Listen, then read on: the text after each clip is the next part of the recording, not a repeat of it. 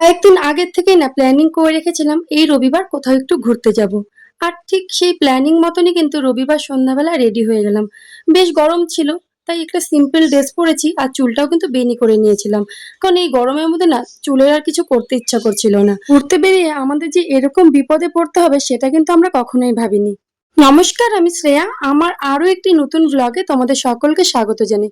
রবিবার সন্ধ্যাবেলা বেশ সাজুগুজু করে কিন্তু বেরিয়ে পড়েছিলাম তিনজনে মিলে। এই প্ল্যানিংটা ছিল বাইপাসের ওইদিকে একটু ঘুরতে যাব আর রাতের ডিনারটা সেরেই কিন্তু আসবো। তবে যেতে যেতেই দেখছি কি আকাশের অবস্থা, এতটাই মেঘ ঘিরে নিয়েছে। আমি তো মনে মনে ভাবছিলাম বৃষ্টিটা যেন না নামে, কিন্তু ওই বলতে বলতে দেখো কিভাবে, তোমরা আমার ভিডিওতেই দেখতে পাবে, বিদ্যুৎ চমকানো শুরু করেছে। জয় তো আরো জোরে জোরে বাইকটা চালাচ্ছে। আর আমরা যেই রেস্টুরেন্টটাতে যাব ভেবেছিলাম সেটা কিন্তু আমাদের বাড়ি থেকে সেই ৫ থেকে ৫.৫ কিলোমিটার দূরে। ওই বলতে বলতে আর ভাবতে ভাবতে কিন্তু জোরে বৃষ্টি চলে আসলো। আমরা কাছাকাছি একটা ধাবাতে গিয়ে দাঁড়ালাম।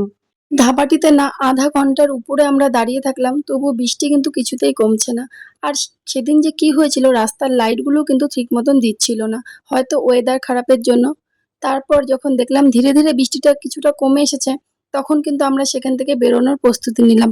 কারণ আমরা যেই রেস্টুরেন্টটাতে যেতে চেয়েছি সেটা কিন্তু ওই জায়গার থেকেও ১-১.৫ কিলোমিটার দূরে। দেওয়া কিন্তু আমরা এই ধাবাটিতেও করতে পারতাম, মানে চা, কিন্তু করিনি কারণ এটা আমাদের হিন্দু হোটেল ছিল না, সেই কারণেই। তারপর আমরা সেখান থেকে বেরিয়ে পড়লাম। আর বেরোনোর সময়ও দেখছি কিন্তু বৃষ্টি অল্প অল্প পড়ছে। যেহেতু আমরা এখান থেকে আবার একটু তেল ভরবো, তাই জন্য সবার আগে আমরা কিন্তু চলে গেছিলাম পেট্রোল পাম্পে। আর সেই পেট্রোল পাম্পে গিয়ে তেল ভরে নিয়ে আমরা গিয়েছিলাম ওই রেস্টুরেন্টে যেটাতে আমরা যাব। আর এটা কিন্তু কাদের রেস্টুরেন্ট বলো তো? সারেগামা পায়ের চ্যাম্পিয়ন আয়ুষ গুপ্তাদের ফ্যামিলি রেস্টুরেন্ট।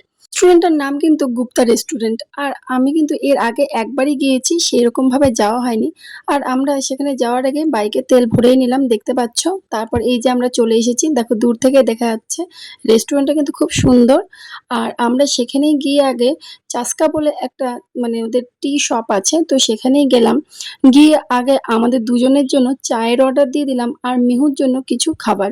মিহুর জন্য করেছিলাম একটা মালাই টোস্টের অর্ডার, তো মিহু ওটাই খেয়েছিল। আর আমরা কিন্তু শুধু চাই খেয়েছিলাম প্রথমে, কারণ আমাদের কিন্তু বৃষ্টিতে ভিজার পর চাটা খাওয়ারই মন চাচ্ছিল। এই দেখো মিহু বসে আছে আর খাবারের অর্ডার দিয়েছি। মেয়ের কিন্তু আর মন মানে মানছেই না কখন খাবে। অ্যাকচুয়ালি ও সেদিন দুপুরে খাবার পর আর সেইভাবে কিছু খায়নি, ওর খিদাও কিন্তু প্রচণ্ড পেয়েছিল। আর আমরা কিন্তু অর্ডার করেছিলাম হায়দ্রাবাদি চা। হায়দ্রাবাদি চাটা সত্যি বলতে এত দারুণ ছিল, এটা কিন্তু আমি ফার্স্ট টাইমই খেলাম। খাওয়ার পর একটুখানি চা আবার মিহু চাচ্ছিল, তাই ওকে কিন্তু দিলাম। তারপর আমরা সেখান থেকে বেরিয়ে পড়লাম। আমরা কিন্তু আর সেখানে রাতের ডিনারটা করিনি, কারণ সেখানে না অনেকটাই ভিড় ছিল আর অর্ডার করার সঙ্গে সঙ্গে না অনেকটাই টাইম লাগছিল। তাই জন্য আমরা সেখান থেকে আবার রওনা দিয়ে দিলাম, চলে আসলাম আমরা অন্য একটা রেস্টুরেন্টে।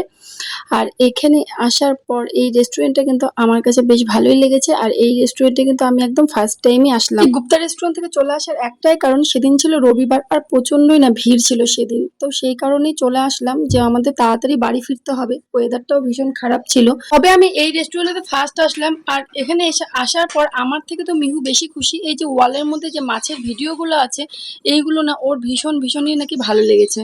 এই কারণে আমি না এগুলোকে একটু ক্যাপচারও করে নিচ্ছিলাম। আর তারপর আমরা সেখানে বসার পর সাউথ ইন্ডিয়ান খাবারের কিন্তু আমরা একটু অর্ডার দিয়ে দিয়েছিলাম, কারণ জয় কিন্তু সাউথ ইন্ডিয়ান খাবার ভীষণ ভালোবাসে। তো আর এই রেস্টুরেন্টটা নাকি সাউথ ইন্ডিয়ান খাবারের জন্যই ফেমাস। আর অর্ডার দেওয়ার প্রায় ১০ থেকে ১৫ মিনিটের মধ্যে কিন্তু খাবার চলে আসে। আর খাবারগুলো নিয়ে তো কিছু বলার নেই, সত্যি বলতে বিশেষ করে ইডলিটা ভীষণই ভালো ছিল। আমরা নিজেরা খাওয়া দাওয়া করে বাড়ির জন্য, শ্বশুর শাশুড়ির জন্য প্যাকেট করে নিয়েছিলাম এবং আমার ননদদের জন্যও প্যাকেট করেছিলাম। সেখান থেকে খাবার দাবার সেরে গিয়েছিলাম একটু ননদের বাড়িতে। তো সেখানে দেখা করে তারপরে আমরা কিন্তু একদম সোজা বাড়ি চলে এসেছি। কারণ সেদিন ওয়েদারটা না, বারবার বলছি না, একদমই ভালো না। যখন তখন বৃষ্টি নেমে যাচ্ছিল আর একটু ঝড়ো ঝড়ো হাওয়া, এই ছিল সেদিনের ওয়েদারটা। তার মধ্যেও কিন্তু আমরা ঘুরে চলে আসলাম এবং নিজেদের প্ল্যানিংটা কিন্তু সাকসেস করলাম। ভিডিওটা কেমন লাগলো অবশ্যই একটা কমেন্ট করে জানিও। আর পাশে থেকেও, ভালো লাগলে অবশ্যই একটা ফলো, লাইক, কমেন্ট, শেয়ার করে দিও।